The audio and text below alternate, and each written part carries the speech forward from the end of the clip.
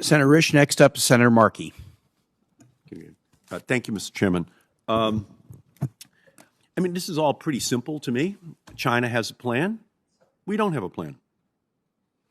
If we want countries to be grateful to us for providing a vaccine that does work, we have to fund it. A vision without funding is an hallucination. So they're going to go, they're pragmatists in all these countries all around the world. Are we going to do it or not? Are we going to signal that we're in the game or are we not? Very simple.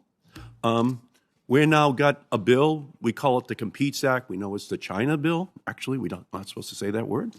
Why is that? Well, because our semiconductor industry failed us, just totally failed us. So the American taxpayer is going to have to bail them out. That's sad. That's not a plan. That's not a plan that our country had or our companies have. We're stalling on passing a bill that could create a clean energy revolution in our country. Why is China in these countries? Well, they want their natural resources. They want the lithium. They want the other sources. Well, if Donald Trump says we're not going to increase the fuel economy standards of the vehicles which we drive, if he says we're not going to have standards for solar and wind, well, then our companies all say, well, we're not going to have a plan because we won't have to have a plan to go to other countries in order to get the natural resources that we want. And meanwhile, China says, what a great economic opportunity for us to move into the future.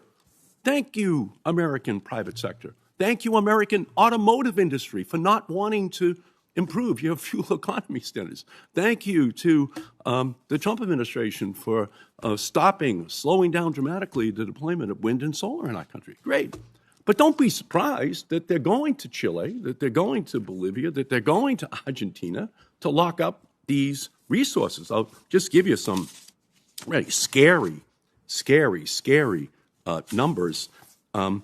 There are 86 million tons of identified lithium resources on the planet.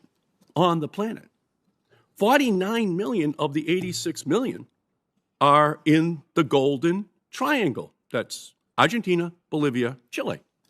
So what's our plan? If I ask you to describe what our plan is in order to make sure that those resources are directed towards American industries and interests, and that we're doing it in an environmentally sound way, not the way the Chinese do it, what's our plan? China has a plan. We're better than China, but we can't beat them without a plan. And that's where we are right now. And then they use that economic leverage as a way to influence politics. And then the politics says, well, no longer should you be supporting Taiwan. Just back off and be with us in the UN on other issues as well. So it's a pretty simple formula, but there's just no way that this is not in any way tied to what the corporate side of our country wants. And so in China, they put together the plan, then they unleash their private sector. Here, we have been let down. 4 years of Trump was a disaster. These natural resources have been gobbled up all around the world. It's a broader story. The semiconductor crisis is a story that should have had an American plan. We didn't have a plan. I mean, my God, we're going to vote American taxpayers' money in order to subsidize what should have been the wealthiest companies in the world. And why? Because we're afraid of China and Taiwan and the semiconductor industry in China. Where's our plan? So you're down there, you're trying to do your job, and I guess what I would do is just ask one question. I know that 1/3 of the funding from the Development Bank is intended to be focused towards climate-related issues. Could you talk a little bit about that? And what is the plan for us to be dedicating those resources in the years ahead?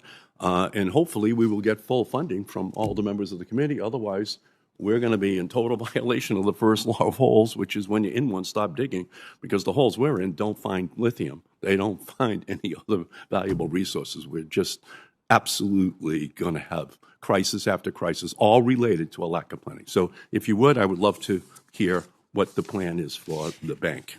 Thank you, Senator, for the question. I think as we've all learned, both from the COVID pandemic as well as from the current war in Ukraine, the importance of diversifying the global supply chain and bringing some either home or closer is something that we all agree on. And DFC has been very aggressive in that regard. Even when we look at the issues of solar supply chain, we've taken very seriously the issue of the treatment of the Uyghurs in Xinjiang to try to see where we can find opportunities to produce solar outside of that area as well. Recently, DFC approved a $500 million transaction to produce solar panels that don't rely on polysilicon with First Solar, a U.S. company with operations in Ohio and Arizona.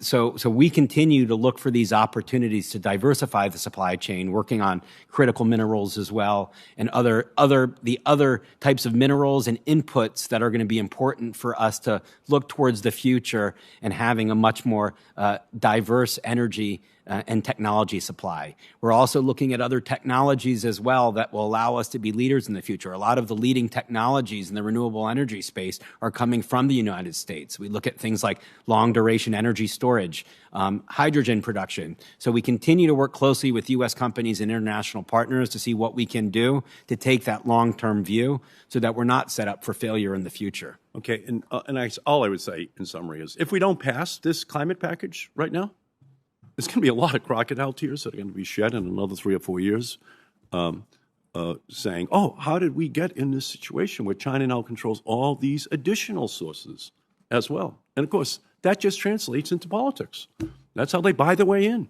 And by the way, it helps their economic security and it helps their national security at the same time. And it actually helps them to be the leader on climate security because they'll be the leaders in these critical clean energy areas. So it's a lose, lose, lose, lose. And ultimately, we lose our moral authority as well because we're not at the table saying we're actually doing it. You cannot preach temperance from a bar stool. You got to have a plan. And we don't have a plan. And so we can have the hearings on semiconductors or lithium or, all electric vehicles. We can have all what happened, how did it all go wrong? There's no plan. And they're capitalizing upon it, and a lot of it just comes back to this clean energy agenda and the natural resources that are needed. Thank you, Mr. Chairman. Thank you, Senator Haggerty.